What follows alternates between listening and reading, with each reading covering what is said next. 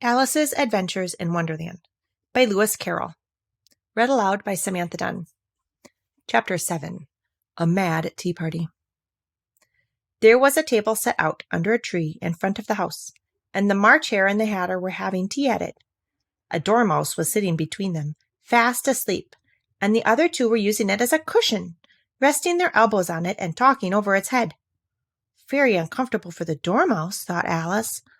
Only as it's asleep, I suppose it doesn't mind. The table was a large one, but the three were all crowded together at one corner of it. "No room! No room!" they cried out when they saw Alice coming. "There's plenty of room," said Alice indignantly, and she sat down in a large armchair at the end of the table. "Have some wine," said the March Hare in an encouraging tone. Alice looked all around the table, but there was nothing on it but tea. "I don't see any wine," she remarked. "There isn't any," said the March Hare. "Well, then it wasn't very civil of you to offer it," said Alice angrily. "It wasn't very civil of you to sit down without being invited," said the March Hare. "I didn't know it was your table," said Alice. "It's laid for a great many more than three." "Your hair wants cutting," said the Hatter. He had been looking at Alice for some time with great curiosity, and this was his first speech. "You should learn not to make personal remarks," Alice said with some severity. "It's very rude." The Hatter opened his eyes very wide on hearing this, but all he said was, "Why is a raven like a writing desk?" "Come, we shall have some fun now," thought Alice. "I'm glad they've begun asking riddles.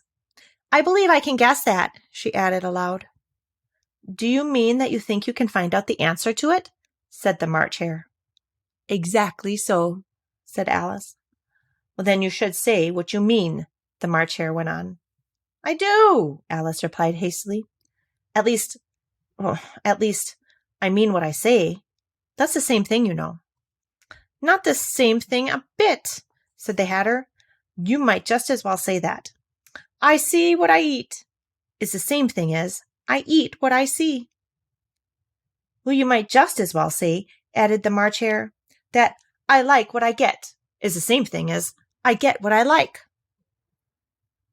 "You might just as well say," added the Dormouse, who seemed to be talking in his sleep, "that 'I breathe when I sleep' is the same thing as 'I sleep when I breathe.'" "It is the same thing with you," said the Hatter. And here the conversation dropped, and the party sat silent for a minute, while Alice thought over all she could remember about ravens and writing desks, which wasn't very much. The Hatter was the first to break the silence. "What day of the month is it?" he said, turning to Alice. He had taken his watch out of his pocket and was looking at it uneasily, shaking it every now and then and holding it to his ear. Alice considered a little and then said, "The 4th. "2 days wrong," sighed the Hatter.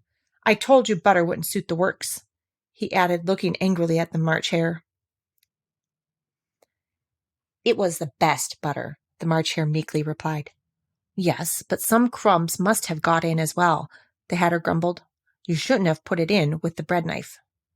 The March Hare took the watch and looked at it gloomily.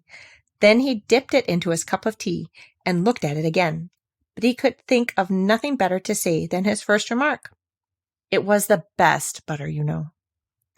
Alice had been looking over his shoulder with some curiosity.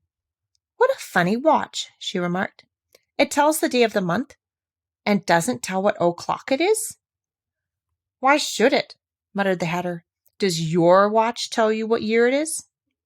"Of course not," Alice replied rather readily. "But that's because it stays the same year for such a long time together." "Which is just the case with mine," said the Hatter. Alice felt dreadfully puzzled. The Hatter's remark seemed to have no sort of meaning in it, and yet it was certainly English. "I don't quite understand you," she said, as politely as she could. "The Dormouse is asleep again," said the Hatter, and he poured a little hot tea upon its nose. Dormouse shook its head impatiently and said, without opening its eyes, of course, just what I was going to remark myself." "Have you guessed the riddle yet?" the Hatter asked. "Have you guessed the riddle yet?" the Hatter said, turning to Alice again. No, I gave it up, Alice replied. What's the answer? I haven't the slightest idea, said the Hatter. Nor I, said the March Hare. Alice sighed wearily. I think you might do something better with the time, she said, than waste it in asking riddles that have no answers. If you knew time as well as I do, said the Hatter, you wouldn't talk about wasting it. It's him. I don't know what you mean, said Alice. Of course you don't, the Hatter said, tossing his head contemptuously. I dare say you never even spoke to time. Perhaps not, Alice cautiously replied, but I know I have to beat time when I learn music. Ah, that accounts for it, said the Hatter. He won't stand beating.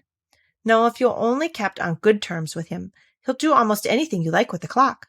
For instance, suppose it was 9 o'clock in the morning, just time to begin lessons.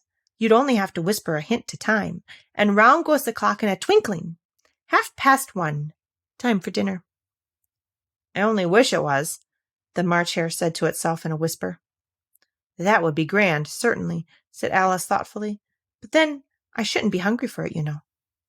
Well, not at first, perhaps, said the Hatter, but you could keep it to 1:30 as long as you liked. Is that the way you manage? Alice asked. The Hatter shook his head mournfully. Not I, he replied. We quarreled last March, just before he went mad, you know, pointing with his teaspoon at the March Hare. It was at the great concert given by the Queen of Hearts, and I had to sing. Twinkle, twinkle, little bat, how I wonder what you're at. You know the song, perhaps? I've heard something like it, said Alice. It goes on, you know, the Hatter continued, in this way. Up above the world you fly, like a tea-tray in the sky. Twinkle, twinkle. Here the Dormouse shook himself and began singing in its sleep. Twinkle, twinkle, twinkle, twinkle. And went on so long they had to pinch it to make it stop. Well, I'd hardly finished the first verse, said the Hatter, when the Queen jumped up and bawled out, He's murdering the time! Off with his head! How dreadfully savage! Exclaimed Alice. And ever since that, the Hatter went on in a mournful tone, he won't do a thing I ask. It's always 6 o'clock now. A bright idea came into Alice's head. Is that the reason so many tea things are put out here? She asked. Yes, that's it, said the Hatter with a sigh. It's always tea time, and we've no time to wash the things between whiles. Then you keep moving around, I suppose? Said Alice. Exactly so, said the Hatter, as the things get used up. But what happens when you come to the beginning again? Alice ventured to ask. Suppose we change the subject, the March Hare interrupted, yawning. I'm getting tired of this. I vote the young lady tells us a story. I'm afraid I don't know one, said Alice, rather alarmed at the proposal. The Dormouse shall, they both cried. Wake up, Dormouse, and they pinched it on both sides at once. The Dormouse slowly opened his eyes. I wasn't asleep, he said in a hoarse, feeble voice. I heard every word you fellows were saying. Tell us a story, said the March Hare. Yes, please do, pleaded Alice. And be quick about it, added the Hatter, or you'll be asleep again before it's done. Once upon a time there were 3 little sisters, the Dormouse began in a great hurry, and their names were Elsie, Lacie, and Tilly, and they lived at the bottom of a well. What did they live on? Said Alice, who always took great interest in questions of eating and drinking. They lived on treacle, said the Dormouse, after thinking a minute or two. They couldn't have done that, you know, Alice gently remarked. They'd have been ill. So they were, said the Dormouse, very ill. Alice tried to fancy to herself what an extraordinary way of living that would be, but it puzzled her too much, so she went on. But why did they live at the bottom of a well? Take some more tea, the March Hare said to Alice very earnestly. I've had nothing yet, Alice replied in an offended tone, so I can't take more. You mean you can't take less, said the Hatter. It's very easy to take more than nothing. Nobody asked your opinion, said Alice. Who's making personal remarks now? The Hatter asked triumphantly. Alice did not quite know what to say to this, so she helped herself to some tea and bread and butter, and then turned to the Dormouse and repeated her question. Why did they live at the bottom of a well? The Dormouse again took a minute or two to think about it, and then said, It was a treacle well. There's no such thing, Alice was beginning very angrily, but the Hatter and the March Hare went shh, shh, and the Dormouse sulkily remarked, If you can't be civil, you had better finish the story for yourself. No, please go on, Alice said very humbly. I won't interrupt again. I dare say there may be one. One indeed, said the Dormouse indignantly. However, he consented to go on. And so these three little sisters, they were learning to draw, you know. What did they draw? Said Alice, quite forgetting her promise. Treacle, said the Dormouse, without considering at all this time. I want a clean cup, interrupted the Hatter. Let's all move one place on. He moved as he spoke, and the Dormouse followed him. The March Hare moved into the Dormouse's place, and Alice, rather unwillingly, took the place of the March Hare. The Hatter was the only one who got any advantage from the change, and Alice was a good deal worse off than before, as the March Hare had just upset the milk jug into his plate. Alice did not wish to offend the Dormouse again, so she began very cautiously. But I don't understand. Where did they draw the treacle from?